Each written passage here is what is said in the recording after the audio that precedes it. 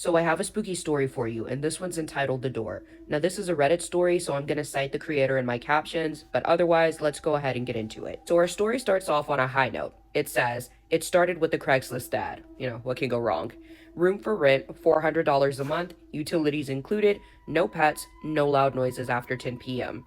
The guy states that he was desperate, the job wasn't covering the bills, and he was tired of sleeping in his car. Now, he does state that he could have looked into it a bit more, but at $400 a month, you couldn't beat it. He was willing to overlook anything, and he does state that desperation will make you do some crazy shit. And I believe it. So when the guy goes to check out the listing, he meets the landlord, and the landlord is named Mr. Harlan. Mr. Harlan has wiry hair, stooped posture, he speaks in a lower register, so he's not very loud when he talks. And when he showed him the house, everything appeared to look normal, but he did take notice of a lone door at the very end of a hallway. Now, the guy asked Mr. Harlan what it is, and he was like, nothing. We don't really acknowledge that door. You leave it alone. If you hear something on the inside of it, no, you didn't. There's a reason this place is $400 a month and not more expensive. Now, the guy hearing this was automatically curious, but for the price, he was willing to listen to anything Mr. Harlan said, and so he happily accepted the apartment for the $400 a month. Now, the guy moves in, and for the first couple of nights, things are going really well. There's no issues, but on the fourth night, things seem to change. As the guy is sitting in his room, or maybe he's in bed, he starts hearing this whispering. Now, he was under the impression that it was probably just the landlord, but as he went outside to investigate, he realizes that there's nobody outside. And this is when he notices that the whispering is coming from the door at the end of the hallway. Now, the guy, whose name is Michael, gets a little bit curious because he wants to know what's going on behind that door. So as he creeps out of his room and moves towards it, he realizes that the sound changes from a whisper to a low lullaby, and he moves even closer to the door, up until the point where his ear is practically right against it. And as he listens to the song, he then hears something that will shock him. He hears his name, Michael. Somebody called his name from behind that door. Now keep in mind, the landlord, Mr. Harlan, said, there's nobody back there, and if you hear something, no, you didn't. This obviously startles Michael, and he heads back to his room, locks the door, gets in the bed, but as he's lying there, he realizes that he cannot sleep.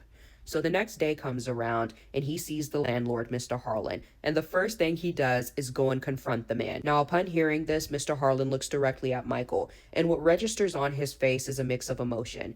There's fear, there's nervousness, anxiety, all of those emotions that would make somebody sick to their stomach. But disregarding this expression, Michael presses the man and he asks the question again, what's in the room? And this is when Mr. Harlan says, I told you you needed to ignore that because that room is not empty. Now, after hearing this, Michael attempted to press Mr. Harlan for more information, but Mr. Harlan had locked it up. He was not saying another word about that other than the warning he had already issued Michael, which is to ignore the door at all costs. So after that, things would continue to get really strange for Michael. As he lied in his bed at night, he could hear the whispering still.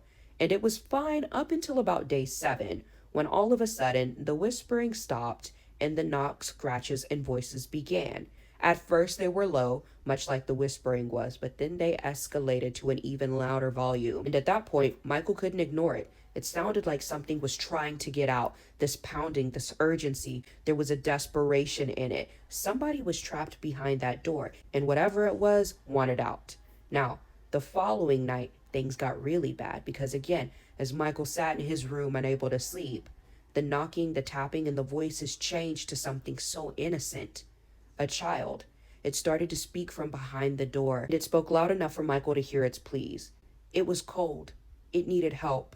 It wanted out. And Michael sat there and he listened to the child on the other side of the door, and he just waited. Now, like most people, a lack of sleep will eventually get to you, and Michael was no different. So he waited for Mr. Harlan to go out grocery shopping one day, and then decided he would go and investigate the door himself. So Michael, armed with a crowbar, decided he would take the initiative to go and open the door. But as he approached it, he heard the word, "Don't," come from the other side. It was as though it was warning him not to let whatever it was out. But Michael could not be stopped. He took that crowbar and he wedged the door open, and as he threw the door back, what he saw inside of the room would terrify him. There were 1,000 eyes on the other side, all of them looking directly at him, red and unblinking. And as he stood there in awe, a hand shot out of the darkness, cold and icy, and it grabbed his wrist.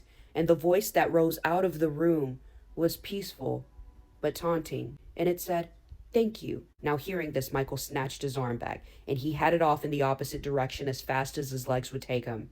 But that night, he confronted Mr. Harlan, and the only thing Mr. Harlan had to say to him was, "I told you not to look. I told you to just leave it alone."